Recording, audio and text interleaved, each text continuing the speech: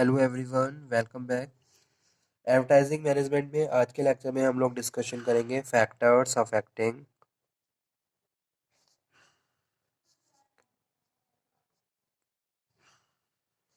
Selection of media.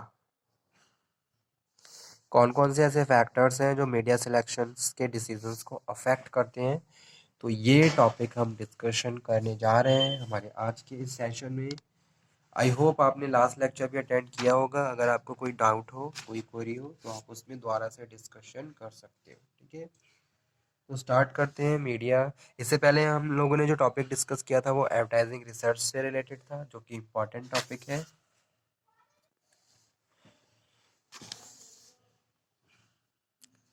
अब यहाँ पे मैं किसकी बात कर रहा हूँ? यहाँ पे मैं बात कर रहा हूँ मीडिया की। Media planning and decisions also very important term of advertising management. whenever you want to promote your product and services, then that is very important decisions which kind of media is required. So first of all you have to analyze your product कि भी आपकी product है क्या, आपकी product की quality क्या है, what is the nature of your product.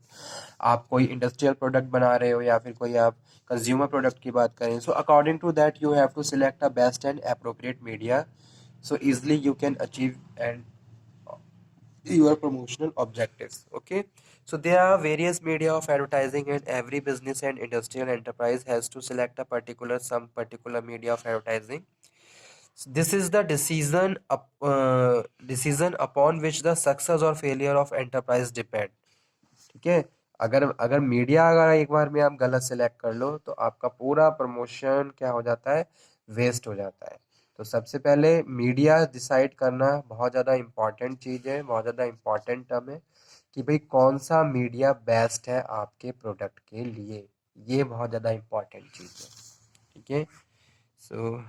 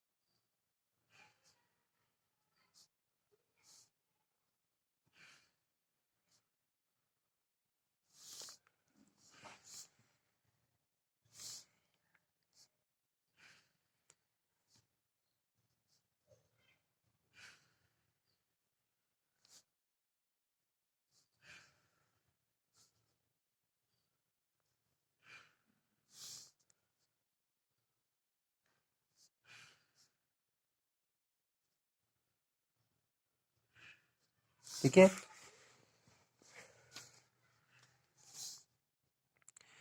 तो एक तरीके से जो सक्सेस और फेलियर है ये डिपेंड करती है मीडिया सिलेक्शन के डिसीजन पे। और जो मीडिया सिलेक्शन किया जाता है वो सिलेक्शन किया जाता है bye identifying the nature of product, कि प्रोडक्ट का नेचर क्या है। आप देखिए, अगर कोई इंडस्ट्रियल प्रोडक्ट है तो उसके लिए आप एक डिफरेंट मीडिया को सिलेक्ट करोगे। अगर आप कोई कंज्यूमर प्रोडक्ट की बात कर रहे हैं तो आपका जो मीडिया सिलेक्शन का डिसीजन है और जो उसमें आप नंबर ऑफ मीडिया को सिलेक्ट करते हो। ठीक है, तो यही चीज़ हमें आइडेंटिफाई करनी है कि भाई कौन सा प्रोडक्ट किस तरीके से हमें प्रमोट करना है और कौन सा अप्रोप्रिएट मीडिया हमें सिलेक्ट करना है।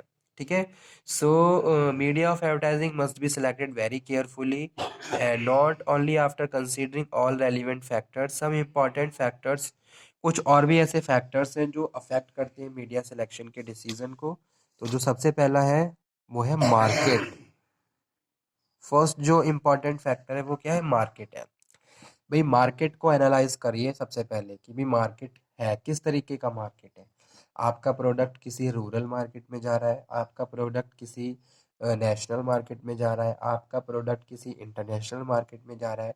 ये भी इम्पॉर्टेंट डिसीजन है किसी भी प्रोडक्ट और मैन्युफैक्चरर के लिए कि जब भी हम प्रोडक्ट को प्रमोट करते हैं, कोई मीडिया प्लानिंग करते हैं, तो सबसे पहले मार्केट देख लीजिए किस तरीके की मार्केट में आप लेके जा रहे हो। ठीक है, so media of advertising depend upon the nature and status of the customer for the whom the advertising is done. The customer are illiterate outdoor advertising and advertising through radio television में भी effective media. ठीक है। अगर आप देखिए, अगर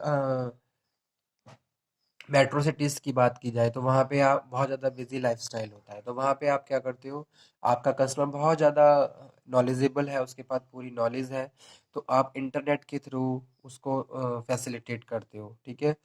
तो internet वहाँ पे इम्पॉर्टेंट है बहुत ज़्यादा मीडिया प्लानिंग के डिसीजन के लिए। इफ़ द कस्टमर इज अगर कोई भी कस्टमर एजुकेटेड है, तो आप डायरेक्ट मेल के थ्रू, प्रेस एडवर्टीजमेंट के थ्रू उनको इन्फ्लुएंस कर सकते हो। ठीक है। तो मार्केट भी क्या है, इम्पॉर्टेंट पॉइंट है for considerations about the media decision. जब भी मीडिया की सिलेक्ट करते हैं तो मार्केट को इवेल्युएट कर लीजिए, और कस्टमर को किस तरीके का कस्टमर किस तरीके की मार्केट में है, और उसको हम कैसे फैसिलिटेट कर सकते हैं। सेकंड जो इम्पोर्टेंट फैक्टर होता है वो है nature of product. Nature of product, product का क्या नेचर है। जैसा कि अभी मैंने आपको बताया था कि भाई कंज्यूमर प्रोडक्ट होते हैं, जैसे कि टूथपेस्ट है, कोल्ड ड्रिंक है, सोप है, विच आर यूज्ड वाइडली, बहुत ज़्यादा वाइडली यूज होते हैं, मास नीड वाइड कवरेज है, तो इनको हम radio, television, newspaper, journal, magazines के थ्रू प्रमोट करते हैं। ठीक है।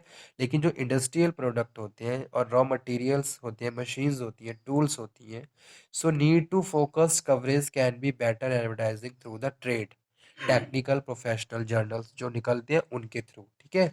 या फिर मेल एडवर्टाइजिंग के थ्रू हम उनको प्रमोट करते हैं। तो nature of the product is also very important factor for media planning and decision. ठीक है। थर्ड वन जो इम्पोर्टेंट फैक्टर है वो है nature and size of the market.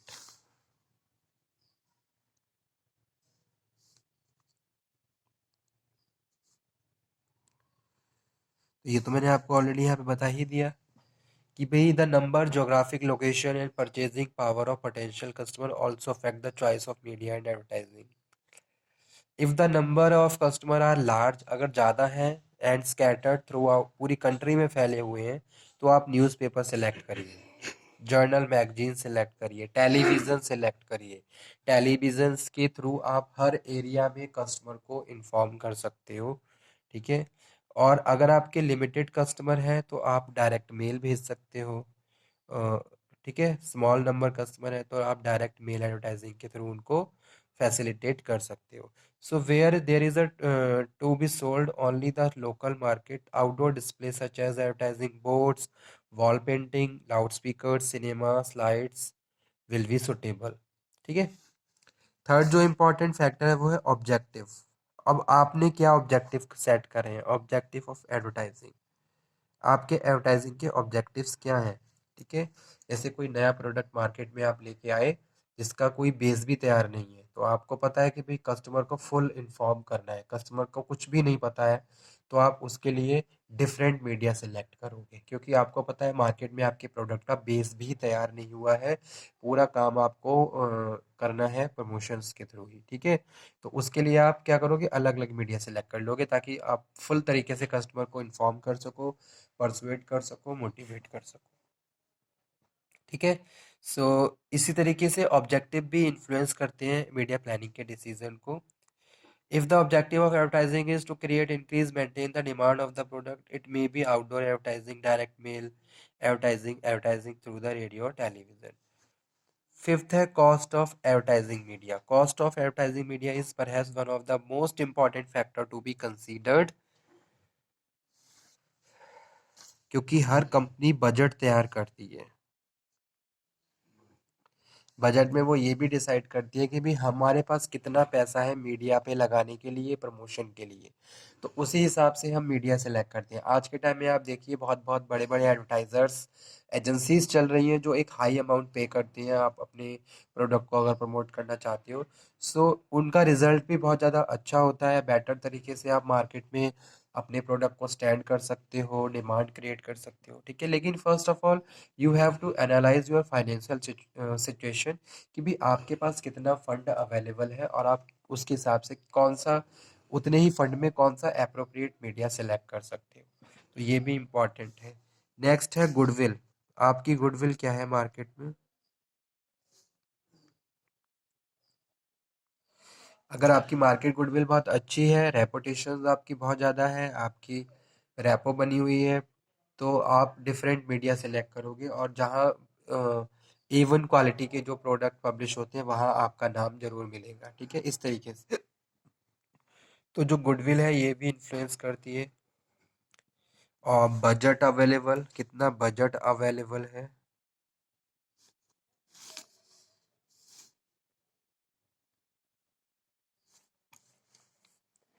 Distribution policies भी इफेक्ट करती है। डिस्ट्रीब्यूशन